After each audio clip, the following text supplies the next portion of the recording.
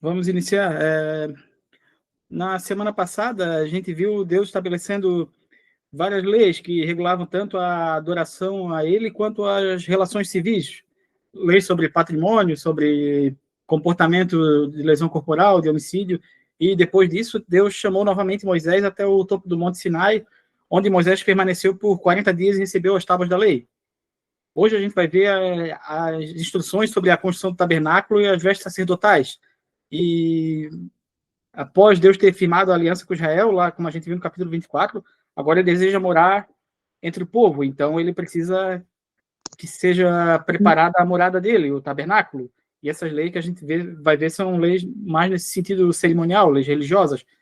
E por mais que elas deem detalhes de rito e costume que a gente não usa mais hoje em dia, intrinsecamente, internamente, cada detalhe traz significados muito profundos que ecoam até hoje para nós. Tem muita aplicabilidade, muito embora a parte prática, a parte intrínseca delas ainda tem muita validade para nós hoje. Então vamos iniciar a leitura do capítulo 25. E disse o Senhor a Moisés: diga aos israelitas que me tragam uma oferta. Receba de todo aquele cujo coração compelir a dar. Então Deus inicia as instruções para a construção do tabernáculo pedindo uma oferta voluntária. Não era imposto nem tributo, mas uma contribuição de coração. Isso ensina para nós que a verdadeira adoração e o sustento da obra de Deus não vem de obrigação, vem do coração disposto. E o apóstolo Paulo faz um eco desse princípio lá em 2 Coríntios 9:7, quando ele diz que Deus ama quem dá com alegria. Então devemos servir a Deus com o coração disposto, não por obrigação. Verso 3. Essas são as ofertas que deverá receber deles: ouro, prata, bronze, fios de tecido azul, roxo e vermelho, linho fino, pelos de cabra, peles de carneiro, tingida de vermelho, couro, madeira de acácia, azeite para iluminação, especiarias para óleo de unção e para incenso aromático, pedra de ônix e outras pedras preciosas para serem encravadas no colete sacerdotal e no peitoral. Então, a lista de materiais impressiona pela variedade e pela qualidade. Muitos itens desses aqui foram adquiridos lá no Egito, quando os hebreus, ao sair, receberam o presente dos egípcios. Lembra que quando Deus falou que libertaria o povo não saía de mãos abanando. E lá em Êxodo 12, de 35 a 36, fala que o povo egípcio deu vários presentes para eles antes deles irem embora. Ou seja, esse material antes servia para opressão no Egito, agora seria consagrado ao culto ao Deus verdadeiro. E cada material tem um significado muito importante. Todos eles não foi por um acaso que foram escolhidos. Por exemplo, o ouro, a prata e o bronze são metais de diferentes valores, desde o mais valioso até o mais comum, representando que Deus aceita desde o mais precioso até o mais simples, se ofertado de coração. E os tecidos coloridos também, cada cor tem um significado. O azul significa o céu, a divindade, o púrpura era a cor da realeza, que era um tecido muito difícil de produzir, a cor púrpura, então só a nobreza mais alta vestiria essa cor. E o carmesim, ou vermelho, dependendo da tradução, que é o vermelho, que é o sacrifício, o sangue. E a madeira de acácia, que é mencionada aqui também, ela era uma árvore que era abundante no deserto, resistente ao tempo e às pragas, simbolizando a incorruptibilidade de Deus, que permanece no tempo, resiste às dificuldades. E as pedras preciosas também seriam usadas no peitoral do sumo sacerdote, apontando para que Deus vai lembrar e vai representar cada uma das 12 tribos. Então, como a gente viu, cada detalhe tem um significado espiritual que aponta para Cristo. Tudo que temos, recursos, dons, o nosso tempo, deve ser consagrado para a glória dele, como a gente viu aqui. O que antes era opressão, um talento que a gente usava antes de se converter, é um talento que hoje a gente tem que usar para servir ao reino. Então, verso 8. E farão um santuário para mim, e eu habitarei no meio deles. Esse aqui é o versículo, digamos que é o mais importante de todo esse estudo de hoje. A vontade de Deus de habitar no meio do povo. Esse é o coração do capítulo. O propósito do tabernáculo não era luxo, não era ostentação, mas era a presença. E Deus, que libertou Israel do Egito, agora prometia morar no meio deles. E esse verbo habitar é um prenúncio do que João diria lá em João 1,14, onde o verbo se fez carne e habitou entre nós. Já apontava para Cristo essa vontade de Deus de habitar no meio do povo. E o termo original aqui no hebraico significa que ele literalmente armou tenda. O tabernáculo, portanto, era uma tenda, apontava para Cristo. E a presença de Deus aqui é mais importante do que qualquer estrutura. Façam tudo como eu lhe mostrar, conforme o modelo do tabernáculo e de cada utensílio. Então a gente vê que a adoração não pode ser inventada pelo homem. Deus tem um modelo e ele dá esse modelo a Moisés, algo que não era fruto de criatividade humana, mas de uma revelação divina. O autor de Hebreus, lá em Hebreus 8:5, lembra que o tabernáculo era a sombra das coisas celestiais. Ou seja, cada detalhe que Deus apontou aqui é uma revelação de uma realidade lá no céu, em Cristo, de como seria o céu. Eles representariam nessa construção.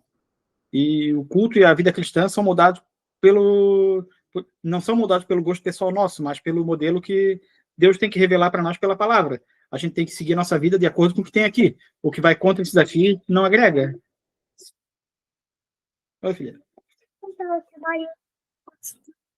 Vai, pode, faz o que quiser. Desculpa, pessoal. Verso 10 agora. Faça uma arca de madeira de acácia com 1,10 m de comprimento, 70 centímetros de largura e 70 centímetros de altura. Então, aqui é a Arca da Aliança, é o primeiro móvel que Deus dá instrução, ao invés de dar instrução acerca de parede, de teto, a primeira instrução é um móvel, uma mobília, descrito como centro do tabernáculo. E a madeira de acácia era resistente e incorruptível, como a gente disse, e apontava para a humanidade de Cristo, sem pecado. Revista de ouro puro por dentro e por fora, e faça uma moldura de ouro ao seu redor. O ouro representa a divindade, então assim a arca é a representação perfeita de Cristo, como homem, madeira, e como Deus, ouro, em uma só pessoa. A natureza divina e humana de Cristo ao mesmo tempo, é a Arca da Aliança. O meu aqui fala madeira de cetim. Dependendo da tradução, mas o que entende é que é essa madeira aqui que ele falou, de acácia. Uhum. Mande fundir 4 argolas de ouro para ela e prenda-as em seus 4 pés, com 2 argolas de um lado e 2 de outro. Depois faça varas de madeira de acácia e revistas de ouro e coloque-as nas argolas laterais da arca para que possa ser carregada. Então, a arca nunca poderia ser tocada diretamente pelo homem. Isso vai ser legislado lá em Números 4:15. E a gente vê o que acontece lá em 2 Samuel 6, do 6 ao 7, o que vai acontecer se alguém tocar na arca sem autorização, quando estavam carregando a arca e ela ia cair, e um dos homens que carregava foi tocar nela, morreu na hora. Então, ela era carregada pelos levitas com varas, mostrando que o acesso à presença de Deus não é feito de qualquer maneira, mas segundo a ordem dele. Não se pode chegar a Deus de qualquer jeito. As varas permanecerão nas argolas da arca e não devem ser retiradas. Então, isso mostra que a arca deve estar sempre pronta para peregrinação, para sair de onde se encontra. A presença de Deus não estava limitada a um lugar fixo, mas caminhava com o povo. O povo era migrante, era viajante. Então, toda essa estrutura ela é montada de uma forma que ela vai acompanhar a migração deles. Eles não estão montando um imóvel que vai ficar fixo lá eternamente naquele lugar. Eles desmontavam o tabernáculo, levavam conforme viajavam. Então, coloque dentro da arca as tábuas da aliança que lhe darei. Então, no interior da arca vai ficar as tábuas da lei, vai ser colocado lá em Êxodo 31:18, apontando para a vontade de Deus. Vai ficar também o maná, que foi coletado lá no capítulo 16 de Êxodo, apontando para o sustento, para a provisão de Deus. E também vai ser guardada a vara de Arão, o cajado de Arão que floresceu lá em Números 17:10, apontando para a soberania de Deus em fazer esses milagres. Então, tudo isso aqui se cumpre em Cristo, onde ele é esses 3 elementos. Ele é a palavra viva, o pão do céu e o sumo sacerdote escolhido. Faça uma tampa de ouro puro com 1,10 m de comprimento por 70 centímetros de largura. Então, essa tampa era chamada de propiciatório. Em hebraico era o caporet, a cobertura. Era o lugar onde o sangue era aspergido no dia da expiação dos pecados. Era em cima dela que respingava o sangue do sacrifício. Com 2 querubins de ouro batido nas extremidades da tampa. Passa um querubim numa extremidade e o segundo na outra, formando uma só peça com a tampa. Então, os querubins eram seres celestiais ligados à guarda, à santidade divina. Lembrando lá em Gênesis 3:24, quando Adão e Eva foram expulsos do paraíso, o que ficou guardando as portas, impedindo o retorno deles, foi um querubim. Então, vai ficar 2 querubins cobrindo o propiciatório com as asas para cima. Isso mostra que a presença de Deus é santa e protegida. Os querubins devem ter suas asas estendidas para cima, cobrindo com elas a tampa. Ficarão de frente um para o outro, com o rosto voltado para a tampa. Então, o olhar dos querubins direcionado para o propiciatório aponta para o mistério da redenção, que até mesmo os anjos desejam compreender plenamente a obra da salvação, como é dito lá em 1 Pedro 1,12, que é uma coisa que até os anjos querem saber. Verso 21. Coloque a tampa sobre a arca e dentro dela as tábuas da aliança, que darei a você. Ali sobre a tampa, no meio dos dois querubins que se encontram sobre a arca da aliança, eu me encontrarei com você e lhe darei todos os meus mandamentos destinados aos israelitas. Então, o propiciatório era chamado de o trono de Deus na terra, era o lugar de encontro, onde Deus falava com Moisés. E ele não era apenas um móvel, mas o símbolo da presença, da santidade e da misericórdia de Deus. Lá em Romanos 3:25, Paulo diz que Cristo é o nosso propiciatório. Não é mais esse móvel fabricado por mãos humanas. Ou seja, o sangue de Jesus foi oferecido para cobrir o nosso pecado diante do trono de Deus, como eles faziam até a vinda dele nesse objeto, que aspergia o sangue para cobrir os pecados. Não sei, vai lá e pergunta para tua irmã. Com isso a gente aprende que não há presença de Deus sem reverência e santidade. E a lei, o maná e a vara lembram que a gente depende de Cristo em tudo isso. Direção, sustento e mediação. E o propiciatório também aponta para o sacrifício de Jesus, o único caminho que a gente tem para encontrar a paz. Então, assim como a Arca da Aliança acompanha Israel, Cristo está presente em nossa caminhada também, acompanhando, sempre em movimento com a nossa direção. O verso 23. Faça uma mesa de madeira de acácia com 90 centímetros de comprimento, 45 centímetros de largura e 70 centímetros de altura. Revista de ouro puro e faça uma moldura de ouro ao seu redor. Então, assim como a arca, a mesa também era feita de madeira de acácia e revestida de ouro, portanto, a mesma combinação, humanidade, madeira e divindade de ouro. Faça também ao seu redor uma borda com uma largura de 4 dedos e uma moldura de ouro para essa borda. Faça 4 argolas de ouro para a mesa e prenda-as nos 4 cantos dela, onde estão seus 4 pés. Argolas devem ser presas próximas à borda para que sustentem as varas usadas para carregar a mesa. Faça as varas de madeira de acácia, revestindo-as de ouro, com elas se carreguem a mesa. Então, a mesa, era, assim como a arca, deveria ser transportada sem contato direto com as mãos. Isso reforça o cuidado com a santidade dos objetos do culto. Eles não poderiam ser transportados ou manuseados de qualquer forma. Existia uma reverência, uma necessidade de santidade, mãos limpas para se aproximar deles. Faça de ouro puro os seus pratos e os recipientes de incenso e suas tigelas e as bacias nas quais se derramam as ofertas de bebidas. Então, tudo era de ouro puro, refletindo a pureza e a perfeição no serviço a Deus. O melhor para Deus era oferecido. Coloque sobre a mesa os pães da presença, para que estes sejam sempre diante de mim. Os pães da propiciação, ou pães da presença, dependendo da tradução, eram 12, representando as 12 tribos de Israel, e eram renovados a cada sábado. Todo sábado, o sacerdote, o levita, ia lá, consumia aquele pão e deixava o novo. Isso aí vai ser estabelecido como lei lá em Levítico 24, 5-9. E eles simbolizam com isso a comunhão do povo de Deus, e apontando para Cristo como o pão da vida, como diz lá em João 6,35. Faça um candelabro de ouro puro e batido. O pedestal, a haste, as taças, as flores e os botões do candelabro formarão com ele uma só peça.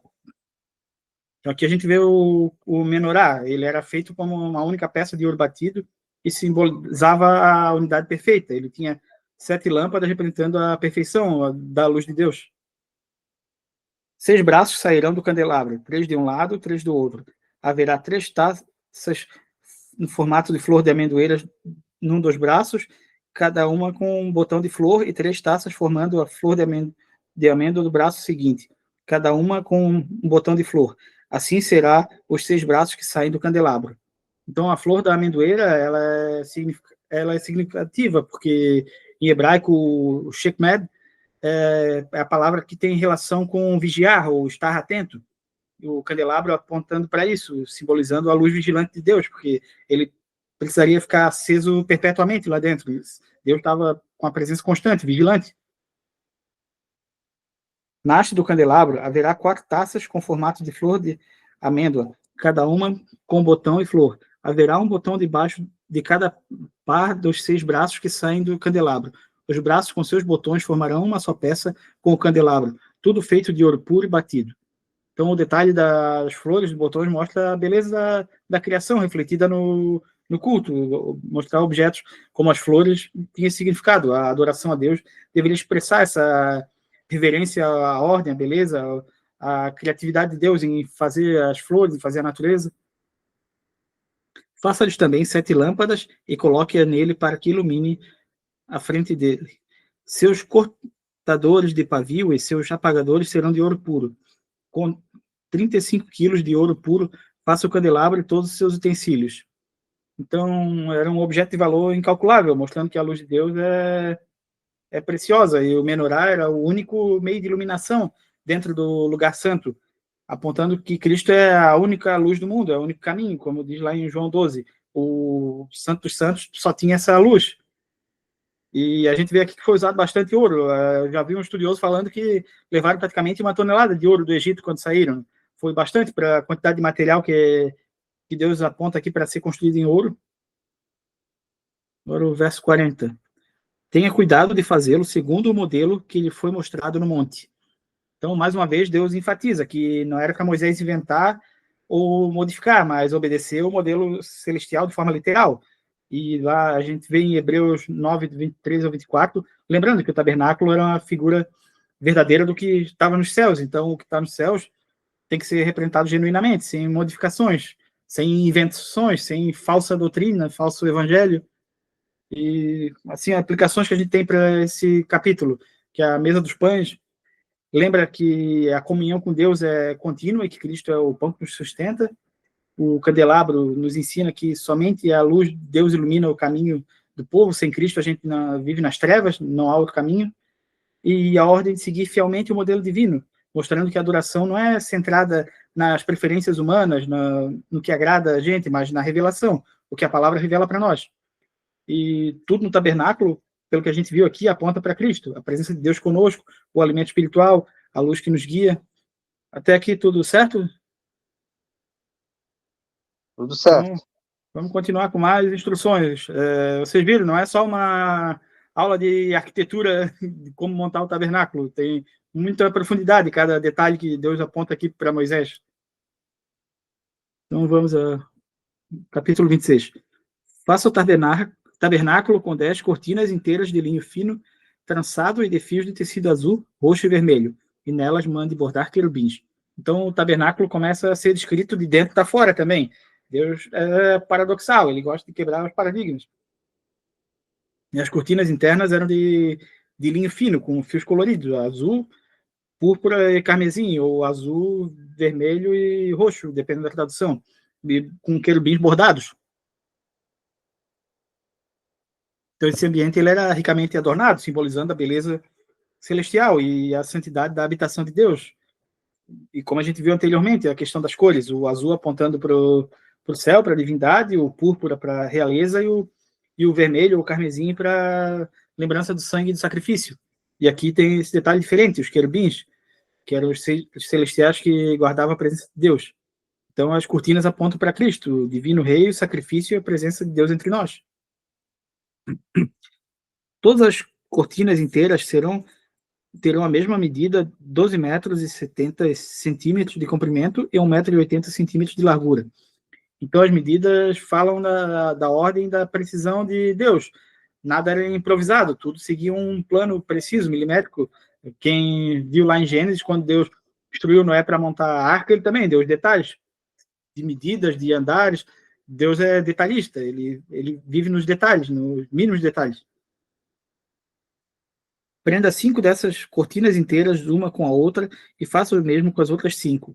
Faça laçadas de tecido azul ao longo da borda da cortina inteira, na extremidade do primeiro conjunto de cortinas internas. O mesmo será feito a cortina interna da extremidade do outro conjunto.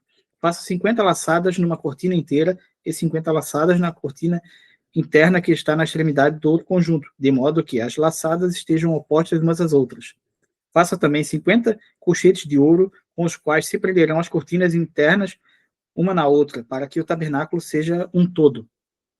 Então, as cortinas eram unidas, formando uma peça única, e isso representa a unidade na habitação de Deus, com o seu povo. O povo de Deus é um só.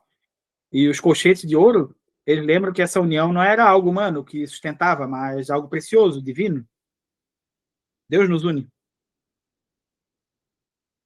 Com o total de 12 cortinas internas de pelo de cabras, faça uma tenda para cobrir o tabernáculo. As 12 cortinas internas terão o mesmo tamanho, 13,5 metros de comprimento e 1,80 metros de largura. Prenda de um lado 5 cortinas inteiras e também as outras 6 do outro lado. Dobre em 2 partes a sexta cortina interna na frente da tenda. São bastante detalhes que assim é difícil da gente imaginar, mas até eu recomendo que depois do estudo, quem não viu, procure ilustrações no Google mesmo de como era o tabernáculo, que isso aqui tudo vai fazer sentido. No YouTube também tem uns vídeos bem legais, por ser tão específico, as medidas ali do tabernáculo, como são as cortinas, e até mais para frente ali a gente vai ver a roupa do sumo sacerdote. Tem umas representações bem fiéis assim no YouTube, eu achei super legal de ver. Não, isso é bom que quem olha assim sem ter essa referência visual, às vezes muita coisa que fica confusa, não faz sentido, mas é bom, é interessante fazer essa pesquisa. Como a gente viu, então, enquanto o colchete interno era de ouro, aqui os de fora eram de bronze, simbolizando algo mais terreno. E essa diferença mostra que a progressão, a glória celestial para a proteção e a prática simples. Quanto à sobra do comprimento das cortinas internas da tenda, a meia cortina interna que sobrar será pendurada na parte de trás do tabernáculo. As 10 cortinas internas serão 45 centímetros mais compridas de cada lado, e a que sobrar será pendurada nos 2 lados do tabernáculo para cobri-lo. Então, nada fica descoberto, tudo era cuidadosamente protegido, revelando o zelo de Deus para preservar o santuário dele.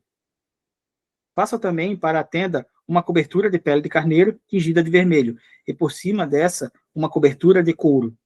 Então, a cobertura, pelo que a gente viu, tinha várias camadas, né? Tinha linho bordado com querubins lá dentro, apontando para o céu e a glória de Deus. Depois vinha os pelos de cabra, o intermediário, simbolizando a simplicidade e a expiação, porque esse animal morreu para que aquela pele estivesse ali, ou, como a gente vai ver lá em Levítico 16:5, o bode expiatório, e a pele de carneiro tingida de vermelho, apontando também para o sacrifício, já que o carneiro era usado nas oferendas substitutivas. Ele morria no lugar do pecado de alguém. E também o couro aqui, possivelmente de algum animal marinho, como um golfinho ou de algum outro animal usado no deserto, que ficava por último para ser resistente e impermeável, simbolizando a proteção de Deus. Então esse conjunto aqui mostra que a presença de Deus estava cercada de santidade, expiação, sacrifício e proteção. Cada camada dessa representava isso. Agora o verso 15. Façam armações verticais de madeira de acácia para o tabernáculo. Cada armação terá 4,5 metros de comprimento por 70 centímetros de largura, com 2 encaixes paralelos um ao outro. Todas as armações do tabernáculo devem ser feitas dessa maneira. Então, as armações eram grandes tábuas de madeira de acácia, simbolizando a firmeza e a incorruptibilidade dessa madeira. E elas tinham encaixe que uniam, mostrando que o tabernáculo era uma estrutura sólida, estável, unida. Assim como a igreja, cada membro tem a sua função, mas todos se unem e formam um só corpo, como a gente vê lá em 1 Coríntios 12:12. Faça 20 armações para o lado sul do tabernáculo e 40 bases de prata abaixo delas, 2 bases para cada armação, uma debaixo de cada encaixe. Para o outro lado, o lado norte do tabernáculo, faça 20 armações e 40 bases de prata, 2 debaixo de cada armação. Então, aqui a gente vê que cada tábua se firmava em base de prata. Na Bíblia, a prata ela representa a redenção. Lá em Êxodo 30, 11 e 16, fala do dinheiro do resgate. Aquele que houve lá na situação de Benjamim e José. Isso significa que toda a estrutura do tabernáculo estava firmada na obra redentora de Deus, na redenção. Faça 6 armações para o lado ocidental do tabernáculo e 2 armações na parte de trás dos cantos. As armações nesses 2 cantos serão duplas, desde a parte inferior até a superior, colocadas numa única argola. Ambas serão assim. Deste modo, haverá 8 armações e 16 bases de prata, 2 debaixo de cada armação. Então, do outro lado, na parte de trás do tabernáculo, era 8 tábuas e 16 bases. Então, até os cantos eram reforçados, mostrando que a obra de Deus não tinha ponto frágil, ela era totalmente protegida. E tudo cuidadosamente planejado, sustentado pela redenção, como a gente viu aqui. Faça também travessões de madeira de acácia, 5 para as armações de um lado do tabernáculo, 5 para do outro lado e 5 para o lado ocidental na parte de trás do tabernáculo. O travessão central se estenderá em uma extremidade, a outra entre as armações. Revista de ouro as armações e faça argolas de ouro para sustentar os travessões, os quais também terão de ser revestidos de ouro. Então, além da base, a tábua era unida por travessa de madeira revestida de ouro. Isso formava um conjunto firme e também devia ser muito bonito de se ver na época. Lembrando que a igreja de Cristo é sustentada por tanto por dentro, a união espiritual, quanto por fora. O poder de Deus que nos reveste, nos capacita. Faça o tabernáculo de acordo com o modelo que lhe foi mostrado no monte. Então, mais uma vez, Deus está reforçando Moisés para não modificar nada, não alterar nada dessas instruções, seguir fielmente. A adoração e a presença de Deus deve ser sempre moldada pela revelação, não por criatividade humana, como ele reforça aqui novamente. Então, a gente verifica que, assim como as tábuas de prata, nossa vida espiritual deve estar firmada na redenção, em Cristo. A prata representava a redenção, como a gente viu aqui, né? E o tabernáculo, unido pelas travessas, aponta para a igreja como um só corpo, unido em Cristo. Diferentes partes, mas uma só estrutura. E Deus se preocupa até com os cantos, como a gente viu aqui também. Os detalhes da estrutura não tem área esquecida. Assim como nenhum de nós é esquecido, nenhum dom é esquecido. Tudo tem sua utilidade, tudo contribui para o reino. Verso 31. Faça um véu de linho fino, trançado de fios de tecido azul, roxo e vermelho, e mande bordar nele querubim. Pendure-o com gancho de ouro em 4 colunas de madeira de acácia revestidas de ouro e fincadas em 4 bases de prata. Então, o véu era a cortina que separava o lugar santo do Santo dos Santos. E assim como as cortinas internas, ele era ricamente bordado com os querubins, representando a guarda e a santidade de Deus. E aqui a mensagem é clara. O acesso direto à presença de Deus estava fechado. Somente o sumo sacerdote, uma vez por ano, podia ir atravessar essa cortina no dia da expiação, como vai ser legislado lá em Levítico 16. Pendure o véu pelos colchetes e coloque atrás do véu a Arca da Aliança. O véu separará o lugar santo do lugar santíssimo. Então, como a gente viu, o véu não era apenas decorativo, ele era uma barreira. Ele comunicava a distância entre o homem pecador e a santidade de Deus. Coloque a tampa sobre a Arca da Aliança no lugar santíssimo. Coloque a mesa do lado de fora do véu, do lado norte do tabernáculo, e o candelabro em frente dela, do lado sul. Então, o arranjo interno era assim, o lugar santo ficava a mesa com os pães da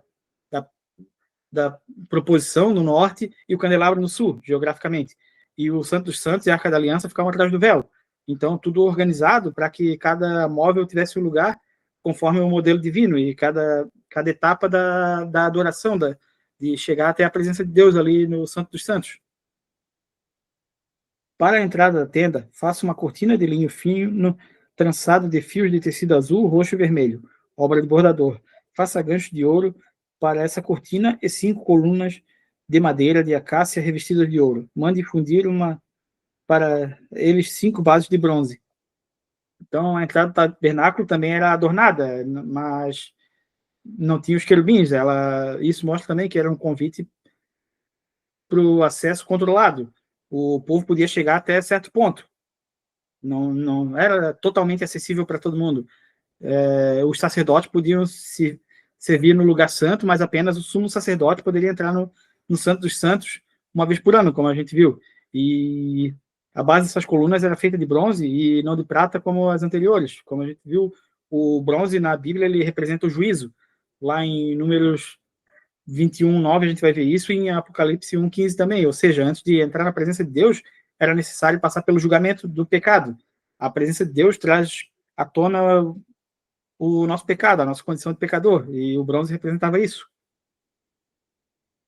E o véu, ele significava o Cristo. O véu permanecia como símbolo da separação até a morte de Cristo. Não sei se vocês lembram, quando Jesus morreu e entregou seu espírito na cruz, o véu do templo se rasgou de alto a baixo. Lá em Mateus 27:51 diz isso. Isso significa que o caminho para o Santo dos Santos foi aberto pelo sangue de Cristo. Antes só o sacerdote chegava até lá. Agora nós temos acesso direto a Deus, e o ato do véu ter se rasgado de alto a baixo significa que foi uma decisão divina, não humana, não foi de baixo para cima. Então agora não há mais barreira. Em Cristo a gente tem acesso livre à presença de Deus. Então o que nós aprendemos no geral com esse capítulo? Que o véu lembra que sem Cristo nós não temos acesso a Deus. E a entrada adornada e mais limitada ensina que a ordem e reverência no culto. Não é de qualquer jeito que se cultua a Deus. E o bronze na base da entrada recorda também que o pecador deve ser... Todo pecado deve ser tratado antes da adoração. A gente deve tratar o nosso pecado e reconhecer ele e buscar melhorar. E com Cristo, o véu rasgado, agora nós podemos chegar confiantemente ao trono da graça, como dito lá em Hebreus 4:16. Tudo bem até aqui? Tudo bem. Bastante informação, né? Bastante. Então vamos para o capítulo 27. Hoje eu acho que a gente vai passar um pouquinho do horário. Faça um altar de madeira de acácia, será quadrado com 2 metros e 25 centímetros de largura e 1 metro e 35 centímetros de altura. Faça uma ponta de forma de chifre, em cada um dos 4 cantos, formado numa só peça, com o altar que será revestido de bronze. Então, esse era o altar do holocausto. Ele ficava no átrio, logo na entrada do tabernáculo. E esse lugar era onde os sacrifícios eram oferecidos, simbolizando que o primeiro passo para se aproximar de Deus é o sacrifício pelo pecado. E a escolha dos materiais também carrega o significado. A madeira de acácia, como a gente viu, a resistência e a incorruptibilidade, o bronze como símbolo do juízo, e aqui tem uma coisa diferente, os chifres, tinha 4 chifres, um em cada extremidade dessa mesa, representando o poder e refúgio. O altar era um lugar de misericórdia. A gente vai ver em vários momentos as pessoas, para fugir da ira, se apoiarem, se agarrarem a esse chifre. Lá em 1 Reis 1:50 a gente vai ver isso, quando Salomão é coroado, o irmão dele, Adonias, se agarra ao chifre em busca de proteção, para não ser morto pelo irmão. Então, tudo aqui aponta para Cristo. Ele é o sacrifício perfeito e o nosso refúgio diante do juízo. Verso 3. Faça de bronze todos os seus utensílios, os recipientes para recolher cinzas, as pás, as bacias de aspersão, os garfos para a carne e os braseiros. Então, o serviço no altar exigia utensílios específicos, e todos de bronze, porque lidavam diretamente com o fogo do sacrifício e com o juízo de Deus. Isso lembra que até os detalhes do serviço de Deus devem ser tratados com reverência, com cuidado, e cada material escolhido tinha esse significado.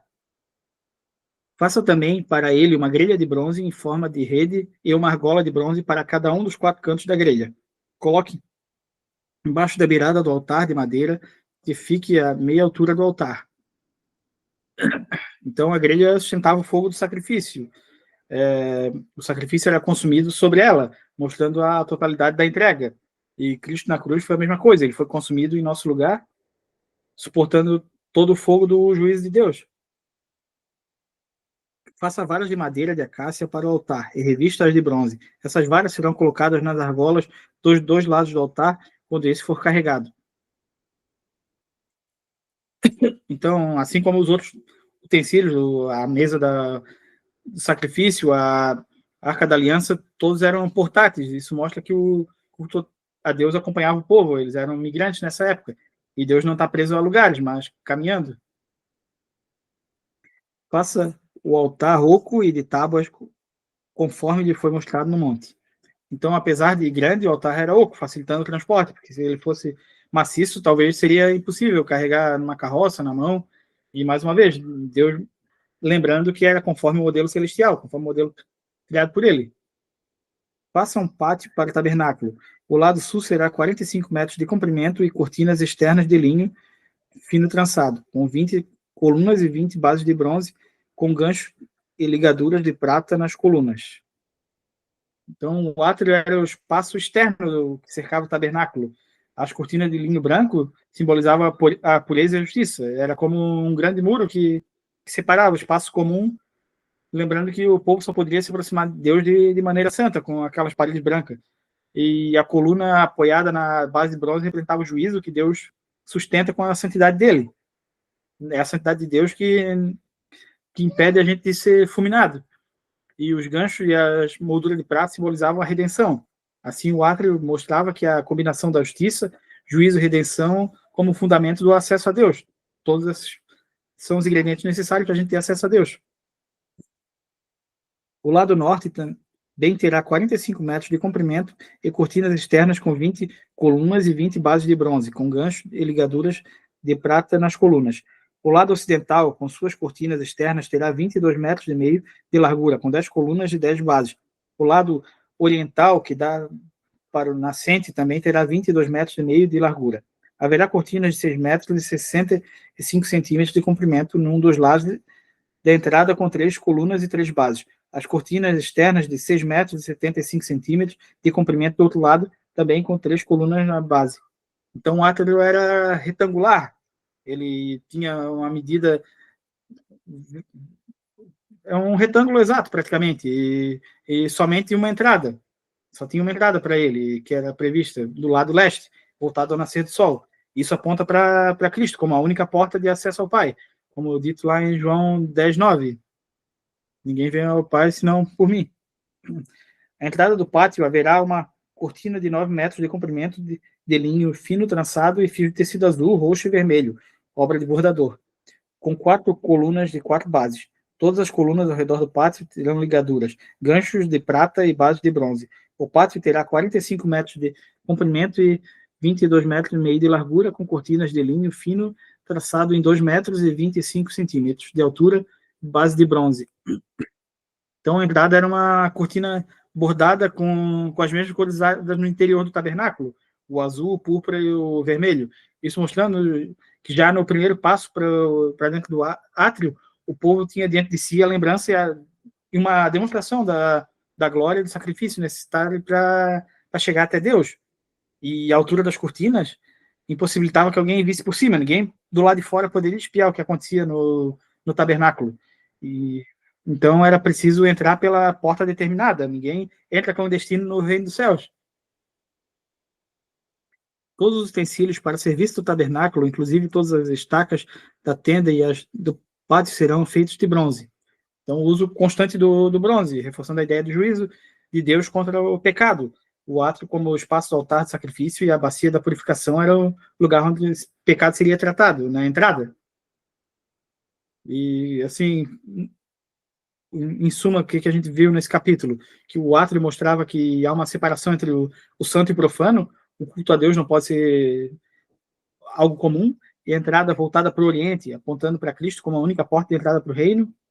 As cortinas brancas que a gente viu aqui, lembra que a gente precisa de pureza e a justiça para se aproximar de Deus, e o bronze do átrio fala sobre o juízo do pecado, a prata da redenção, e sem ambos a gente não pode chegar a Deus. Orienta os israelitas que tragam azeite, ouro puro de oliva batidas para a iluminação, para que as lâmpadas fiquem sempre acesas.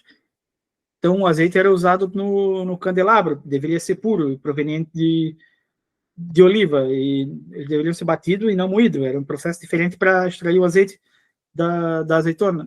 E produzir esse óleo dessa forma, ele teria mais qualidade e sem impureza. Então, a lâmpada só poderia arder com azeite puro. A imagem clara da necessidade da vida consagrada e sem misturar impurezas diante de Deus. O azeite simbolizando o Espírito Santo, como a gente vê aqui. E assim como o azeite faria a lâmpada brilhar continuamente, o Espírito Santo também mantém a luz de Cristo acesa em nós e na sua igreja. Cristo mesmo ensinou para nós lá em Mateus 5,16, que assim brilha a luz de vocês diante dos homens, ser sal na terra e luz no mundo. Na tenda do encontro, do lado de fora do véu, que se encontra diante das tábuas da aliança, Arão e seus filhos manterão acesas as lâmpadas diante do Senhor do entardecer até de manhã. Esse será um decreto perpétuo entre os israelitas, geração após geração. Então, a responsabilidade de manter as lâmpadas acesas era dos sacerdotes. Isso mostra que o culto a Deus não deveria ter intervalo de escuridão. Haveria sempre luz diante de Deus, então sempre tinha que ter aquela luz acesa e pessoas alternando para manter ela acesa. E é com isso que a gente vê aqui, o serviço no entardecer até amanhã, simbolizando essa vigilância constante. Deus não dorme. E aponta também para a questão do sacerdócio real, que a gente vê aqui, que era só os levitas, só a classe sacerdotal que teria essa responsabilidade. E também apontando aqui para Cristo, como dito lá em João 8,12, que eu sou a luz do mundo, quem segue a mim nunca andará nas trevas, mas terá a luz da vida. Até aqui tudo bem? Tudo certo. Então vamos para o capítulo 28. A partir daqui a gente vai ver a questão do colete sacerdotal, as vestes sacerdotais, já não é mais a instrução do tabernáculo. Então, vamos lá. Chame seu irmão Arão e separe-o dentre os israelitas, e também os seus filhos, Nadab, Abiú, Eleazar e Itamar, para que me sirvam como sacerdotes.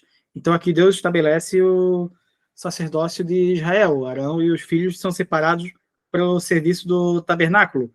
Não era uma escolha humana, não foi eles que escolheram, mas Deus que escolheu. Arão se tornando o primeiro sumo sacerdote e seus filhos servindo como auxiliares. Isso lembra que o serviço a Deus não é uma profissão, mas uma vocação. É Deus quem chama, não é a gente que escolhe. Mais tarde, lá em Hebreus 5,4, o autor de Hebreus vai declarar isso, que ninguém toma para si essa honra, senão quem é chamado por Deus, como Arão. Ele até faz essa comparação com Arão. Para o seu irmão Arão, faça vestes sagradas que lhe confiram dignidade e honra. Então, as roupas de sacerdotes não eram roupas comuns, eram sagradas. Elas tinham 3 objetivos. A separação, como foi dito ali, que distinguia o sacerdote do restante do povo, a dignidade, mostrando que o serviço a Deus era honroso, e também a glória, apontando para a beleza e a santidade do culto. Então, as vestes eram um símbolo visível dessa realidade espiritual. A santidade de Deus exige que isso de quem se aproxima dele. Diga a todos os homens capazes, aos quais dei habilidade, que façam vestes para consagração de Arão, para que me sirva como sacerdote. Então, o trabalho exigia habilidades especiais, não era qualquer um que iria fazer essas roupas e todos esses detalhes. Deus mesmo havia concedido dons artísticos aos artesãos para essa obra. E isso mostra que até os talentos naturais são dados por Deus e devem ser usados para a glória dele. Não há talento que não possa ser usado para o reino de Deus. A pessoa canta bem, esculpe bem em madeira, sei lá, qualquer habilidade que ela tenha, ela pode usar isso para o reino de Deus. E as vestes aqui a gente vê que não eram só enfeites, mas parte da consagração a Arão. E elas marcavam visivelmente a separação do serviço sagrado. São essas vestes que farão um peitoral, um colete sacerdotal, um manto, uma túnica bordada, um turbante e um cinturão, para que o sacerdote Arão e seus filhos me sirvam como sacerdotes, eles farão essas vestes sagradas.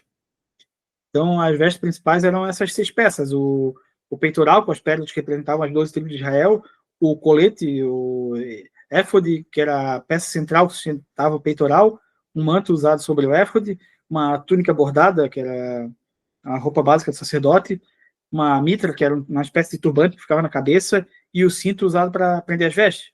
Então, cada peça tinha um significado espiritual e apontava para Cristo, o sacerdote perfeito. Verso 5. E usarão linho fino, fios de ouro, fios de tecido azul, roxo e vermelho. Então, eram as mesmas cores usadas na cortina do tabernáculo, representando a mesma coisa. O ouro, a glória divina, o azul, o céu, a divindade, o púrpura, a realeza, e o vermelho, o sacrifício e o sangue. E aqui fala sobre o linho fino, a pureza e a justiça. Então, mostrando que o sacerdote deveria refletir na própria pessoa todos esses atributos que o tabernáculo revelava na presença de Deus.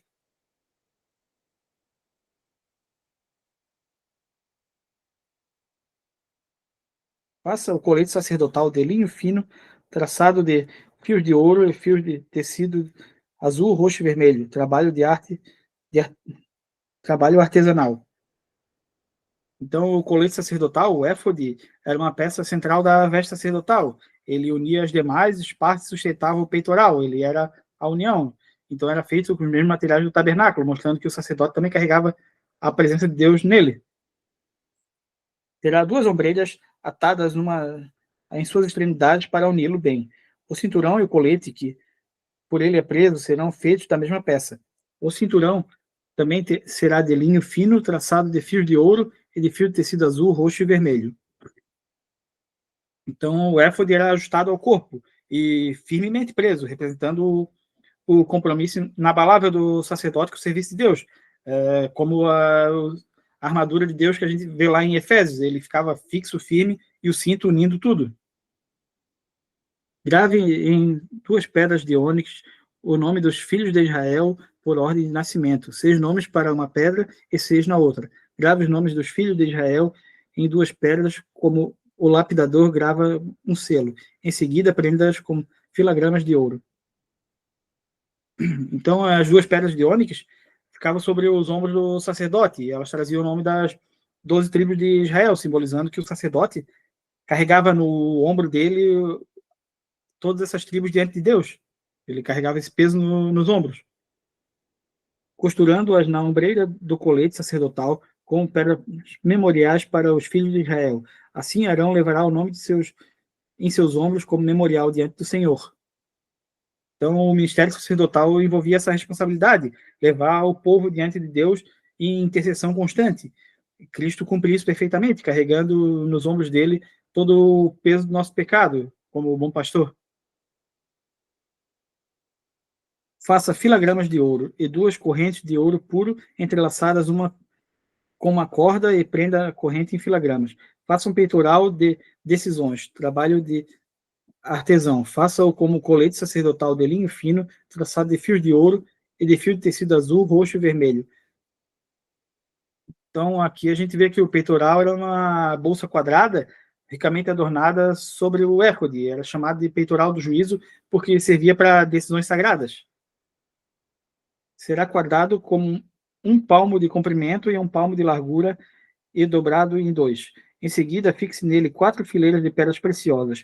Na primeira fileira haverá um rubi, um topázio e um berilo. Na segunda, uma turquesa, uma safira, um diamante. Na terceira, um jacinto, uma ágata e uma ametista. Na quarta, um crisólito, um ônix e uma jaspe. Terão 12 pedras, uma para cada um nome dos filhos de Israel, cada uma gravada com um selo e o nome de uma das 12 tribos.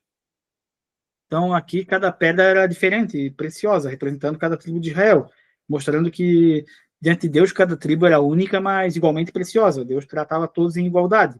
Assim, também, cada cristão tem valor singular diante de Deus e Deus ama a todos da mesma medida.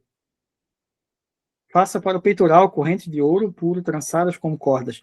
Faça também 2 argolas de ouro e prenda-as nas 2 extremidades do peitoral.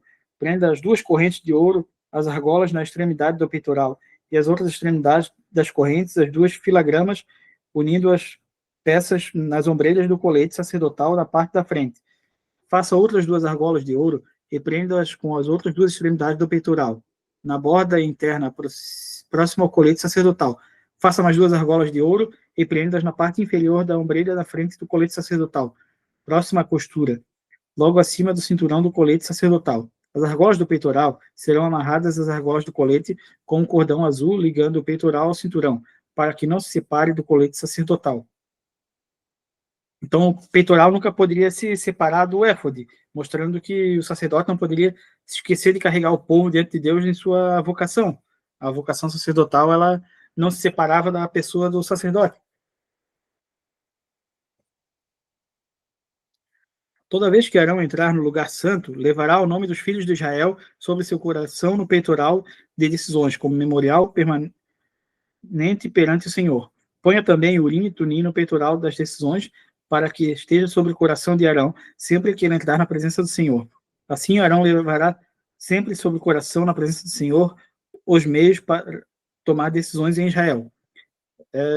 Então, aí, o Urim e o Tumim eram esses objetos utilizados para discernir a vontade de Deus em situações específicas.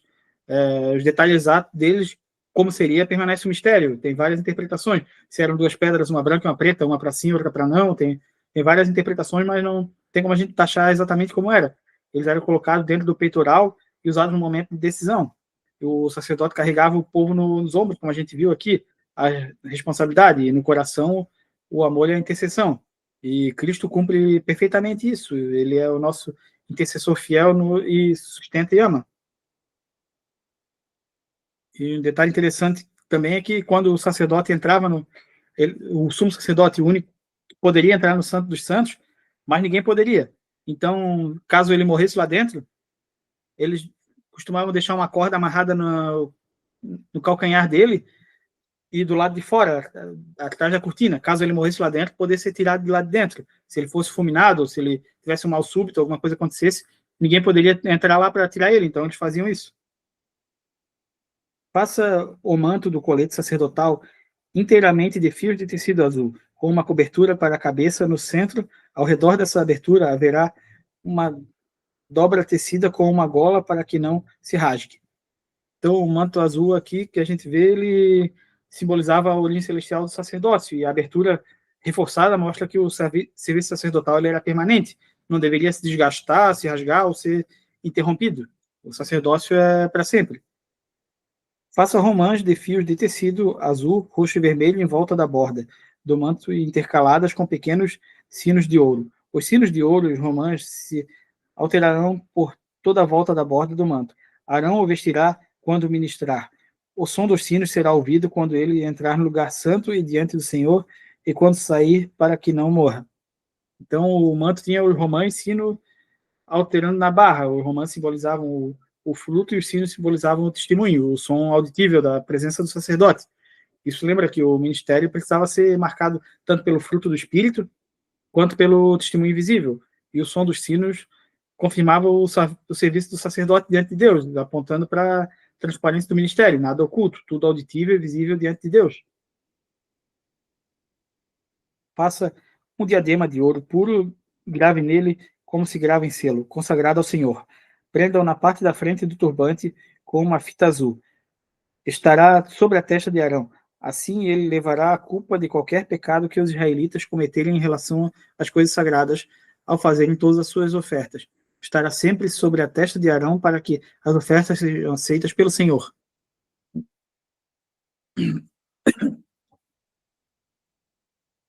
Então, aqui a gente viu que a lâmina de ouro era chamada de coroa santa, diadema, e ficava sobre a testa do sacerdote. E a palavra escrita aqui, consagrada ao Senhor, mostrava que todo serviço sacerdotal era dedicado exclusivamente a Deus. Arão carregava também aqui, como a gente viu, a culpa das ofertas do povo, intercedendo para que fosse aceita por Deus para expiar o pecado daquela pessoa que fez a oferta. E Cristo também cumpriu isso de forma definitiva, tornando-se o nosso sumo sacerdote perfeito e expiando nosso pecado. Teça a túnica e o turbante com linho fino. O cinturão será feito por um bordador. Faça também túnicas, cinturões e gorros para os filhos de Arão, para que conferir a honra e dignidade. Então, os filhos de Arão, os sacerdotes auxiliares, também usavam roupas especiais. Eles usavam túnica de linho branco e cinturões e tiaras. E essas vestes conferia para eles a dignidade e a santidade do serviço. Era o uniforme de trabalho deles. Depois de vestir seu irmão Arão e os filhos dele, unja-os e consagre-os para que me sirvam como sacerdotes. Faça-lhe calções de linho que vão até a cintura, até a coxa, para cobrirem sua nudez. Arão e seus filhos terão de vesti-los sempre que entrarem na tenda do encontro, ou quando aproximarem-se do altar para ministrar no lugar santo, para que não incorram na culpa e morram. Esse é o decreto perpétuo de Arão e para os seus descendentes. Então, até esses detalhes íntimos, como eram cobertos com a roupa de linho, mostrando que não podia haver nada de impuro na presença de Deus, reforçando a santidade absoluta exigida pelo sacerdócio. Era uma responsabilidade muito grande.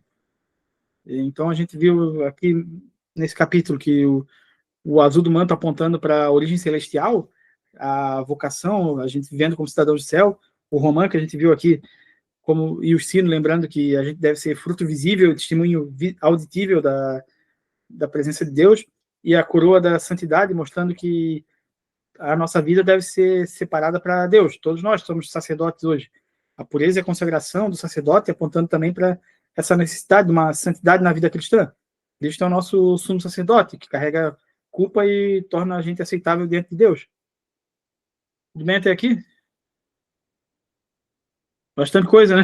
Tudo bem. Então, eu queria terminar essa leitura de hoje, nosso estudo, com uma leitura de Hebreus 9, 11 e 12. Quando, porém, veio Cristo como sumo sacerdote dos bens já realizados mediante o maior e mais perfeito tabernáculo, não feito por mãos, quer dizer, não dessa criação, não por meio de sangue de bodes e de bezerros, mas pelo seu próprio sangue, entrou no Santo dos Santos, uma vez por todas, tendo obtido eterna redenção.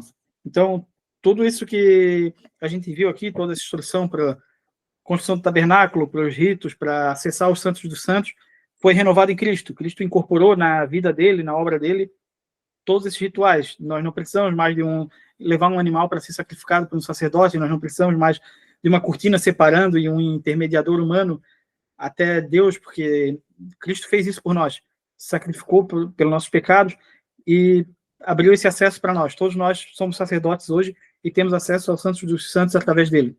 Amém? Amém. Então, obrigado pelo estudo de hoje. Quero agradecer. Semana que vem tem mais. Parabéns para todos vocês, porque é um capítulo que é um pouco complicado de estudar, mais denso, mas todo mundo está aqui com muita garra e conseguindo entender que tudo isso aponta para Cristo, tudo isso tem uma mensagem muito profunda para nós hoje. Obrigado e até semana que vem. Obrigado, Marcos. Obrigado. Até semana que vem. Uma semana ótima. Obrigada, boa noite. Boa noite. Boa noite. Boa noite.